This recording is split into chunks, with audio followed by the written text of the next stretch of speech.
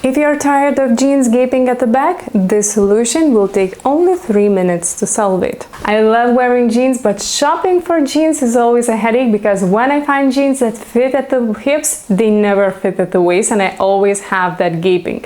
Well, luckily, there is a very quick technique how we can solve this issue, and it literally takes just 3 minutes. All you need for this technique is an elastic band. So let's do it. First, put the jeans on and measure the waist of the distance between one side loop to another.